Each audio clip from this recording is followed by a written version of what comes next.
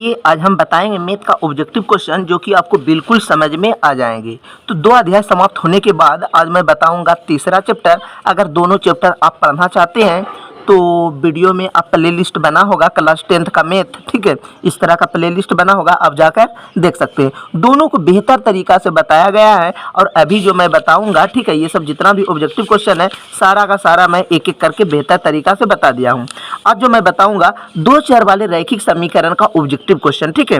और आपको पता होगा क्लास 10th का एग्जाम जो होगी 2 चरणों में होगी। ये मत सोचिएगा कि ये प्रथम परीक्षा में आ गए तो और नहीं आएगा, नहीं।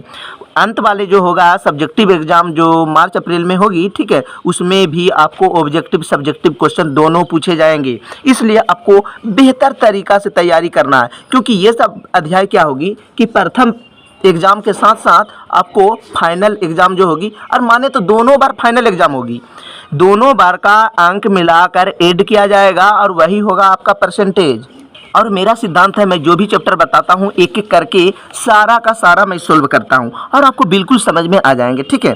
ये नहीं कि 2 को बता दिए तीसरा छोड़ दिया अपने से बनाना है, नहीं, सारा का सारा मैं सोल्व करूँगा। और परीक्षा से पहले हर विषय हिंदी, इंग्लिश, संस्कृत, मैथ, विज्ञान, सामाजिक विज्ञान जो है, सोशल साइंस, ये सब, ठीक है, सारा का सारा मैं आपको बिल्कुल परीक्षा से पहले समाप्त कर दूंगा। इसलिए मैं बोल रहा हूँ ये चैनल को आप सब्सक्राइब करके घंटी दबा दें, नहीं तो ये चैनल आपके हाथ से निकल जाएंगे।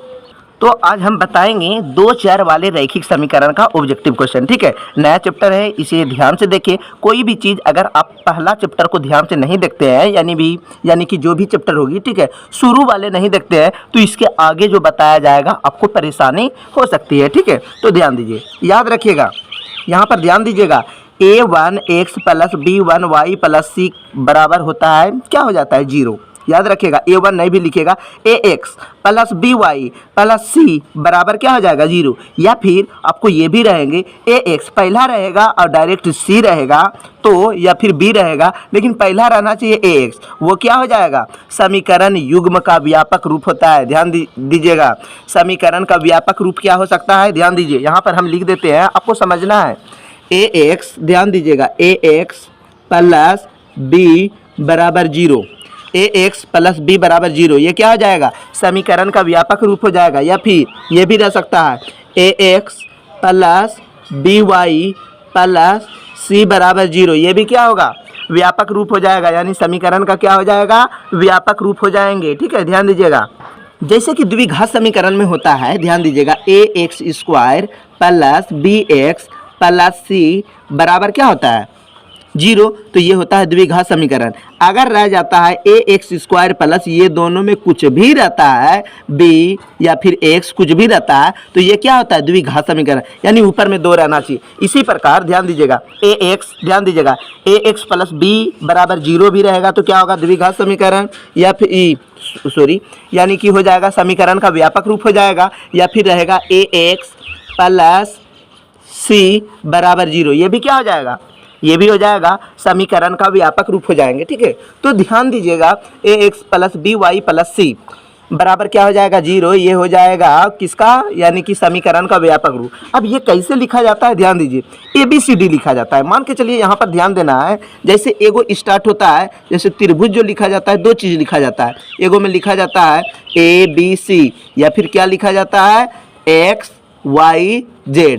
मान के चलिए a लिखे तो x लिखा जाएगा, b लिखेंगे तो y, c लिखेंगे तो z। इसी प्रकार a है तो x लिखाएगा, यहाँ पर a है तो x, b है तो क्या होगा, b के क्या हुआ, y, तो b है तो y, इस तरह के होता है, ठीक है, यानी सीरियली लिखा जाता है। ये मेरा बताने का मतलब है कि आपको थोड़ा समझाया गया कि सीरियली बाय सीरियली लिखे जाते हैं, ठीक है।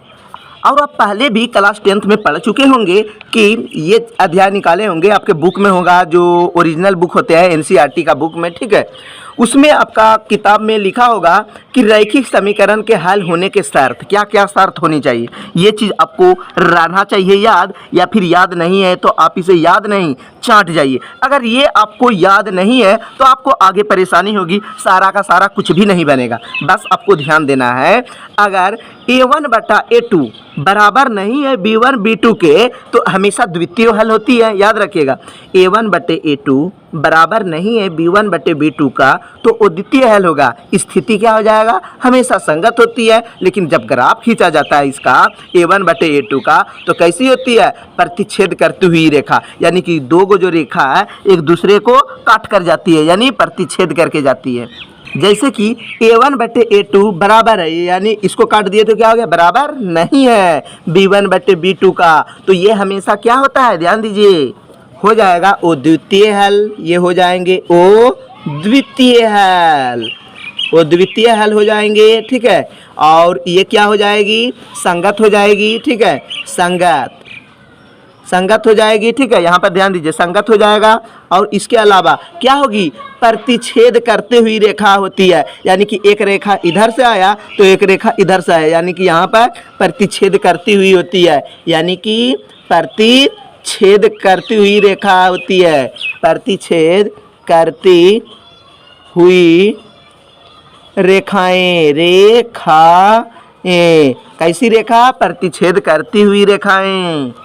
तो चैप्टर पढ़ने से पहले आपको यहाँ पर ध्यान देना बहुत ज़रूरी है, ध्यान दीजिएगा। इसको आपको याद ही कर लेना बेहतर होगा, क्योंकि इस तरह में आपको परेशानी कम होगी और फर्स्ट बन जाएगा। ध्यान दीजिएगा, a1/a2 बराबर नहीं है b1/b2 का, तो क्या हो जाएगा, वो द्वितीय हल होगा, संगत होगा, लेकिन ग्राफ में प्रतिच्छेद करती हुई रेखा होगी। ध्यान दीजिएगा, सेम लिखना है एक बार, a1 b1 c1 a2, यही चीज़ लिखना है, a b c, इसमें लिख देना है a b c, इसमें लिखना है 1 1 1, इसमें 2 2 2, यानी a1/a2 b1/b2 इस तरह हो जाएगा। तो एगो में क्या करना है, शुरू में कट जाएगा, इसमें क्या करना है, एक भी में नहीं कटेगा, यानी दोनों क्या होगा, बराबर। इसमें देखिए यहाँ पर एगो में ही शुरू में ही कट जाएगा, ये दोनों में बराबर, और इसमें क्या है, एगो में नहीं कटेगा और दूसरा जो है कट जाता है, यानी a1/a2 बराबर है b1/b2 के, और b1/b2 बराबर नहीं है c1 c2 के। तो ऐसे में कोई हल होगा, नहीं होगा। बोल रहा है ये दोनों बराबर है, और फिर बोलता है ये दोनों बराबर नहीं है। देखिए क्या बक रहा है, यानी कि ये दोनों बराबर है और ये दोनों फिर बराबर नहीं है, तो कोई हल नहीं होगा। ऐसी स्थिति में ये हो जाएगा असंगत। हमेशा क्या होगा, ये अपना जाएगा, ये अपना जाएगा, यानी ये अपना जाएगा सीधा, ये अपना जाएगा सीधा, यानी समांतर रेखाएं हो जाएगी।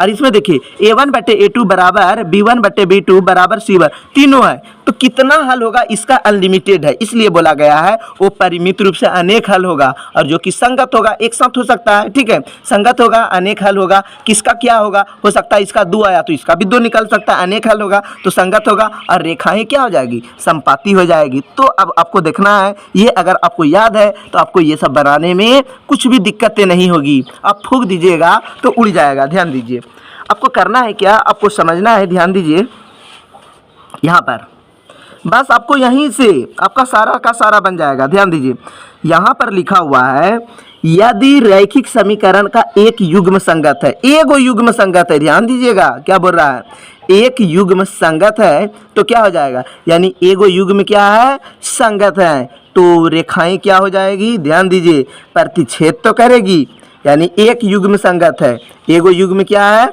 संगत है, तो संगत है तो निरूपित रेखाएं क्या होगी, प्रतिच्छेद होगी या फिर संगत होगी। यानी पूछ क्या रहा है, ध्यान दीजिए, संगत, संगत वाला तो अब दोनों है, ये भी है ये भी है, तो क्या होगा, दोनों होगा, प्रतिच्छेद वाला भी होगा और क्या होगा, संपाती भी होगा, यानी प्रतिच्छेद और संपाती होगा। हो गया यहाँ पर, ध्यान दीजिए, यदि रेखाएं समीकरण का एक युग्म असंगत है, बोल रहा है एगो युग्म असंगत है, तो क्या हो जाएगा, आप ही जरा बताइए, समांतर रेखाएं ना हो जाएगी, तो क्या हो जाएगा, समांतर रेखाएं असंगत है। ये आपके बुक में भी मिल जाएंगे, ये नहीं कि यहाँ पर बना दिया गया है, आपके बुक में भी शुरू चैप्टर में यानी तीसरा अध्याय में दिया गया है। तो क्या हो जाएगी, समांतर रेखाएं, इसलिए तो बुक में दे दिया जाता है और अक्सर लोग नहीं पढ़ते हैं, शुरू से नहीं पढ़ा जाता है, डायरेक्ट हिसाब बनाने चालू कर देंगे, तो ऐसे में तो कमजोर ऑटोमेटिक होगी। ध्यान दीजिएगा, दो रैखिक समीकरण के आलेख समांतर रेखाएं, तब रैखिक समीकरण क्या हो जाएगा, ध्यान दीजिएगा, दो रैखिक समीकरण है, आलेख समांतर है, ध्यान दीजिएगा, आलेख क्या है, समांतर है। आलेख यहाँ पर क्या है, अगर जिसका आलेख समांतर रहता है यानी ग्राफीय रूप, तो क्या होगा, कोई हल होगा, नहीं होगा, तो यहाँ पर है कोई हल नहीं है।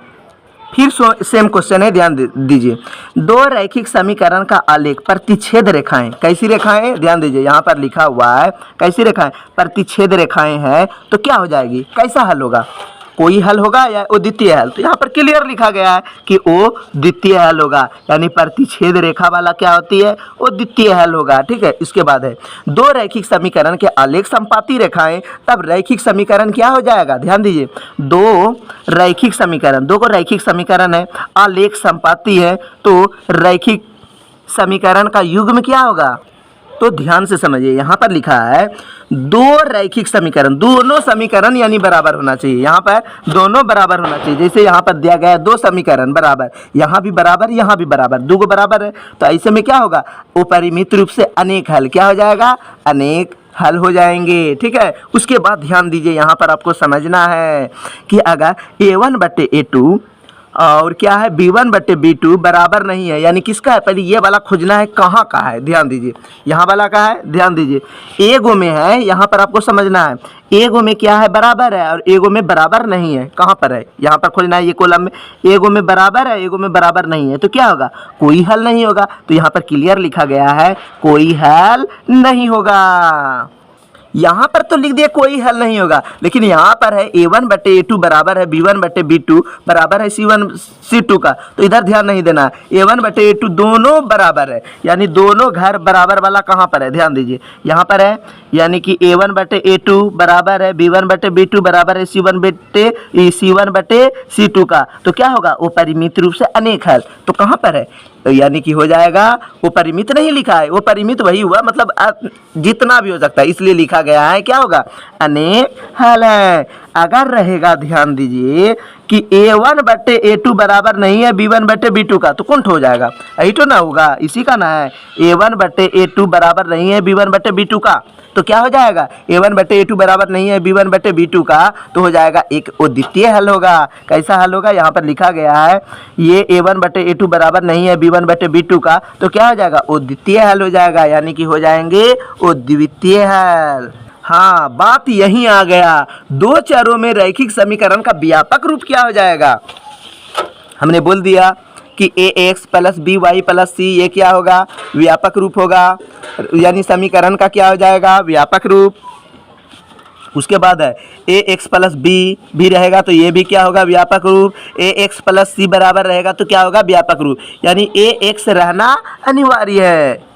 तो ध्यान देना है, ये क्या हो गया, ये भी व्यापक रूप हो गया समीकरण का, ये भी व्यापक रूप हो गया, ये भी व्यापक रूप हो गया। तो इसको ध्यान देना है कि ये कितने चरण में है, ध्यान दीजिए, लेकिन एक चीज़ याद रखना है कि बराबर के इधर 0 और 0 से पहले कुछ लिखा हुआ रहना चाहिए। जैसे कि ये 2 वर्ड है, इससे पहले क्या है, 2 वर्ड, यानी 1 2, यानी ax के बाद क्या है, 2 वर्ड है, तो क्या हो जाएगा, दो चर में समीकरण का व्यापक रूप है, और ये कितना है, बराबर के इधर है 1 वर्ड है ना, 1 वर्ड है, तो ये क्या हो जाएगा, एक चर में बहुपद हो जाएगा। तो यहाँ पर आपको ध्यान देना है, सेम वही तरह दो चरों में रैखिक समीकरण, यानी 2 चर में होना चाहिए, तो ax तो है, यहाँ पर क्या हो जाएगा, by, यानी 2 चर में, तो 1 2 2 हो गया, यानी बराबर से पहले 2 वर्ड हो गया, ठीक है, यानी 2 चर में हो गया, इसमें भी, इसमें भी, इसमें भी, यानी कि इसके बाद जो है, यानी ax के बाद जो है 2 चर है, तो 2 चरों में है, और इसमें देखिए ये भी तो होगा, हमने क्या बोला कि ये भी होगा समीकरण का व्यापक रूप, तो ax + b होगा, लेकिन के गो है, इसका 1 चर है, इसके बाद जो है एक ही वर्ड है, ध्यान दीजिए, तो इसमें हो जाएगा एक चर में व्यापक रूप, इसका क्या हो जाएगा, ये तो एक चर में नहीं है, बोल रहा है 2 चर वाला, कहाँ है, ये हो गया। अब इसके बाद देखिए, ये तो एक चर में हो गया, यहाँ पर हो गया एक चर में रैखिक समीकरण का व्यापक रूप, यानी 0 से पहले एक शब्द है, इसमें तो 0 से पहले कुछ लिखा हुआ ही नहीं है, इसलिए ये सब नहीं होगा। क्या हो जाएगा, 10 नंबर में हो जाएंगे ax + b जो है एक चर में, यानी एगो है, 0 से पहले एगो, और इसमें क्या है, 0 से पहले 1 2, यानी 2 चरों में व्यापक रूप हो जाएंगे। इसके बाद है, ध्यान दीजिए क्वेश्चन में लिखा गया, अब तो सोल्व करना होगा। यहाँ पर क्लियर लिखा गया है x = a y = b, तो यहाँ पर लिख दिए x = a y = b। उसके बाद है x - y = 2 और x + y = 4, x - y = 2 और x + y = क्या हो गया, 4। तो ध्यान देना है, जहाँ x है वहाँ पहले a भरना है, जहाँ y है वहाँ क्या भरना है, 2 भरना है, ठीक है। तो ध्यान दीजिए, यहाँ पर x की जगह भर दिए a, अब यहाँ पर माइनस है, माइनस वाई, वाई के जगह सिर्फ क्या भर देना है, 2 बराबर 2 हो गया। इसको मान लेते हैं समीकरण 1। इसको मान लेते हैं, ध्यान दीजिए, x प्लस वाई यानी x के जगह a, y के जगह b मान लेते हैं। x है, यहाँ पर भर देते हैं a। ध्यान दीजिएगा, जहाँ x रहेगा a पहले लिख देना है यही ठो में, और जहाँ y रहेगा वहाँ b लिख देना है, दोनों में, इसमें भी इसमें भी। तो यहाँ पर हो जाएगा x प्लस क्या हो गया, b बराबर क्या हो गया, 4। अब इन दोनों को क्या करेंगे, ये हो गया समीकरण 2। इन दोनों को क्या कर देते हैं, देखते हैं, एगो माइनस एगो प्लस, ये दोनों क्या होगा, कट जाएगा। ए टोटल के गो ए हुआ, ध्यान से समझना, ए टोटल हो गया 2 गो ए का गो ए है, 1 2 2 गो ए लिख दिए। अब ध्यान देना, 4 और 2 क्या हो गया, 6, यानी कि ए बराबर क्या हो गया, 6 ऊपर और 2 आया नीचे, तो 2 तिया 6, यानी ए के मान क्या हो गया, 3। ए के मान क्या हो गया, 3।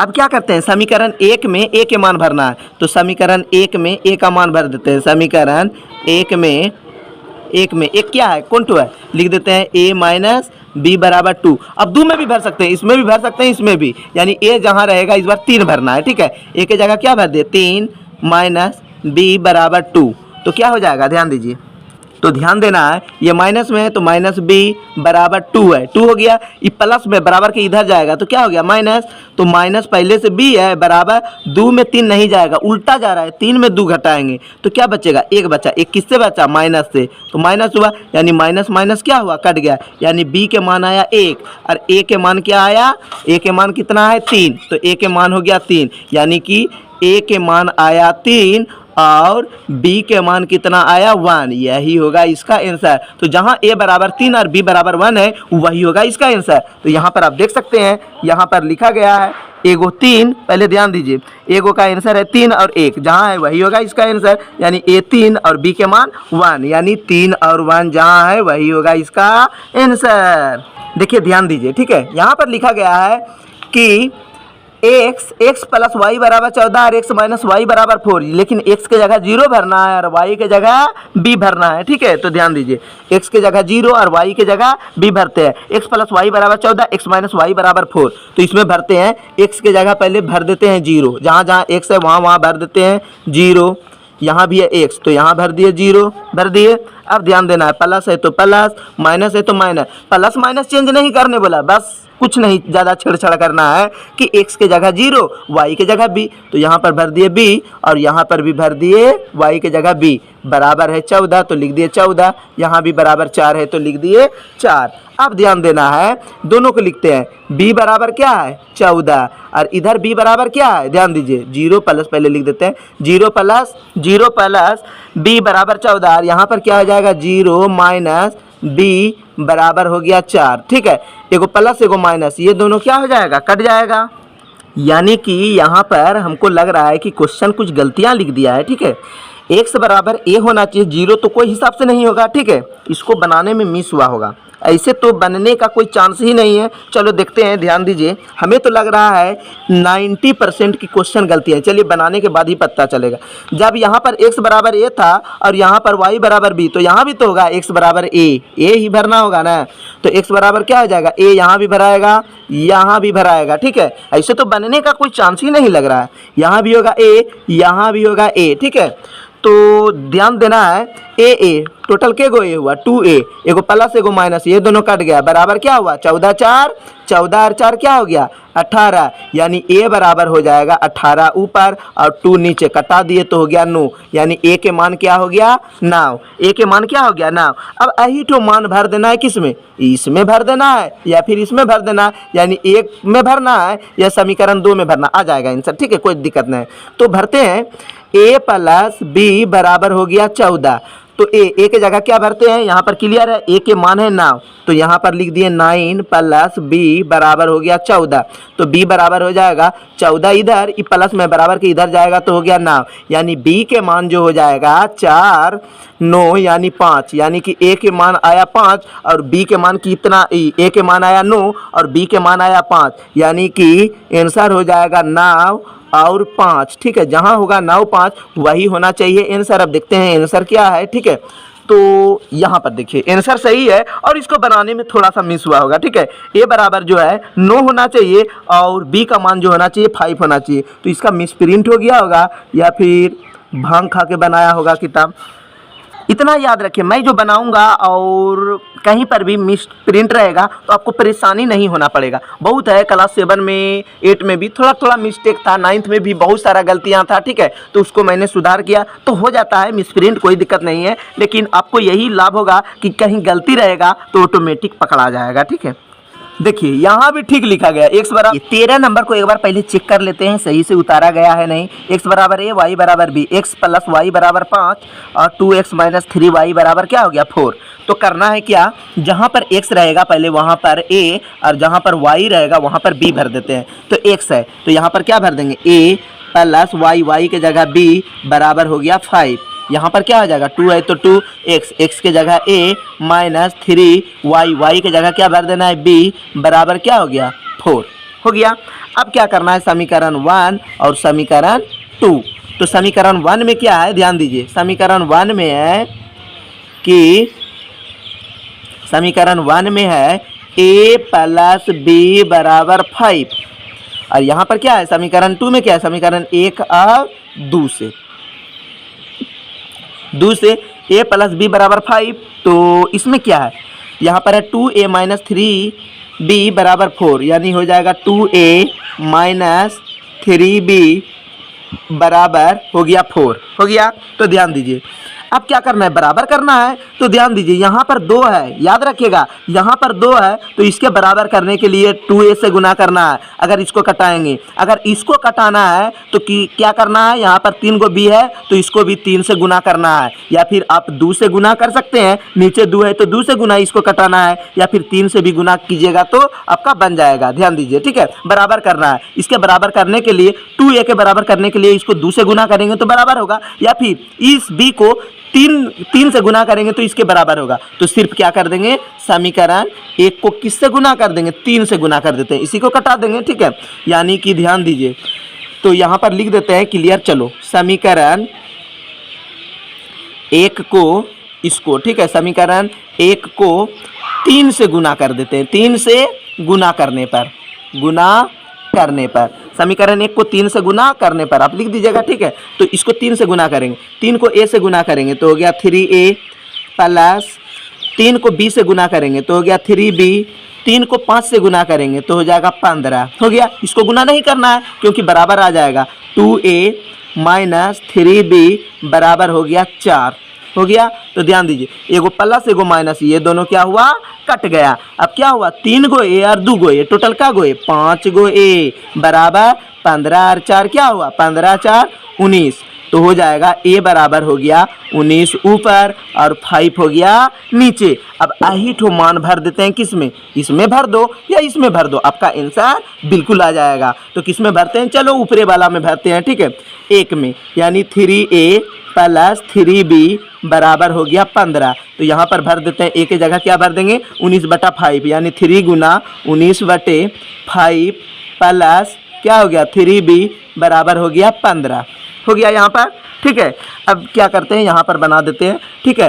तो 19 को 3 से गुना कर देंगे तो क्या हो जाएगा, 19 का 19 तिया 57/5 जोड़ 3b प्लस क्या हो जाएगा, सॉरी बराबर क्या है 15, यही है 19 तिया 57/5, 3b प्लस 5 है तो 3b बराबर 5 लिख दिए, सॉरी 15 लिख दिए, यानी 15 लिख दिए। अभी प्लस में बराबर के उधर जाएगा तो माइनस में हो जाएगा, तो हो जाएगा 3b बराबर 15, ये प्लस में माइनस इधर जाएगा तो क्या हो जाएगा, माइनस 57/5, ये हो गया। ध्यान दीजिए, अब यहाँ पर हो गया भिन्न का घटाव, एक लिख के बना देते हैं भिन्न का घटाव। तो 3b बराबर हो जाएगा 5 और 1 का लघुत्तम हो गया 5, 15 × 5 = 75 माइनस 57 के 57 एक बार पढ़ेंगे तो हो गया 57, यानी कि हो गया 3b बराबर 57।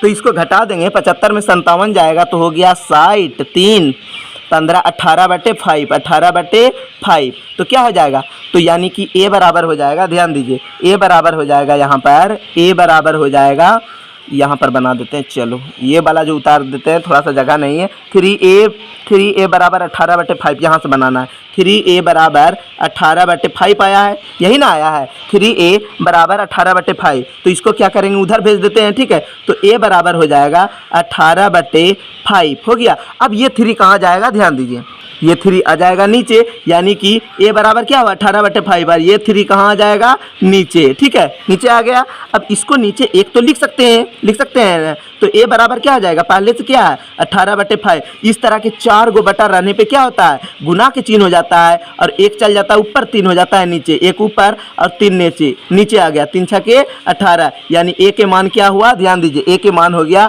6/5 और b के मान हो गया, ध्यान दीजिए, b के जो मान हो गया यहाँ पर, b के मान कहाँ आया, a के मान हो गया 6/5 और b के मान कहाँ पर है, यानी कि ये जो आया b का ही मान आया। ठीक है, यहाँ पर ध्यान दीजिए 3b है, यहाँ पर लिखने में मिस हो गया। 3b बराबर 18/5 ना हुआ, 3b बराबर 18/5, तो यहाँ पर लाएं तो 3b बराबर 18/5 b ना होगा, यहाँ पर b वाला ला रहे हैं, तो b के मान क्या हो गया 18/5, और ये जो आया a कहाँ आ गया, नीचे, यानी ये वाला 3 कहाँ आ गया, नीचे। b है, यहाँ पर b लिखते लिखते a लिखा गया। ठीक है, जहाँ जहाँ b है वहाँ b कर दीजिए, b के मान हो गया, ये भी b के मान हो गया, ये भी b के मान हो गया, तो b के मान क्या हुआ 6/5, और a के मान क्या हुआ, a का मान यहाँ पर निकाल रहे हैं 19/5, यानी कि 19 क्या है 5, यानी कि आंसर होगा, ध्यान दीजिए 19/5, और एगो हो जाएगा 6/5, यही होगा इसका आंसर, यानी 19/5 और 6/5। तो आंसर देख सकते हैं 19/5 और 6/5 होगा इसका आंसर। वही तरह हो सकता है ऑब्जेक्टिव में आपको खाली जगह भी पूछ सकते हैं, तो कुछ खाली जगह का नमूना है, ध्यान दीजिए। वही तरह x और y चरों वाला, यानी 2 चर वाला हो गया, x और y 2 चर हो गया, चारों वाला व्यापक समीकरण का रूट क्या होगा, तो ax + bx + c बराबर क्या हो जाएगा 0, ये हो जाएगा। अब ध्यान दीजिए ax और a2 और b1/b2, तो यहाँ पर जो कॉलम दिखाए हैं इसी के आधार पर क्या हो जाएगा, वो द्वितीय हल। ये तीनों अगर बराबर रहेगा तो क्या हो जाएगा, अनेक या अपरिमित रूप से अनेक। एगो बराबर और एगो बराबर नहीं रहेगा तो कोई भी हल नहीं होगा। रैखिक समीकरण का युग्म जिसका कोई हल नहीं है, तो वह जिसका कोई हल नहीं है, यहाँ पर लिखा गया है कि जिसका कोई हल नहीं है ना, यहाँ पर जिसका कोई हल नहीं है, तो वो रेखाएं क्या हो जाएगी, जिसका कोई, यहाँ पर लिखा गया है जिसका कोई हल नहीं है, तो वो क्या हो जाएगा, वो संगत। तो यहाँ पर क्या हो जाएगा, वो संगत युग्म। रैखिक समीकरण जिसका हल होता है तो हमेशा क्या हो जाएगा, संगत। इस तरह से आपका चैप्टर हुआ समाप्त। अगला दिन जो बताएंगे द्विघात समीकरण, जो कि आपको बेहतर तरीका से फिर इसी अंदाज में बताया जाएगा। ठीक है, तो आपको कहीं पर भी परेशानी होगी तो आप हमें कमेंट करके बता सकते हैं, और चैनल को अभी तक सब्सक्राइब नहीं किए हैं तो सब्सक्राइब करके घंटी दबाने ना भूलें, ताकि अगला दिन जो मैं बताएंगे आपके साथ हेड यानी कि स्क्रीन पर चले जाएंगे नोटिफिकेशन। इसलिए मैं बोल रहा हूँ सब्सक्राइब करके घंटी दबा दें। अब आपकी इच्छा, सब्सक्राइब करें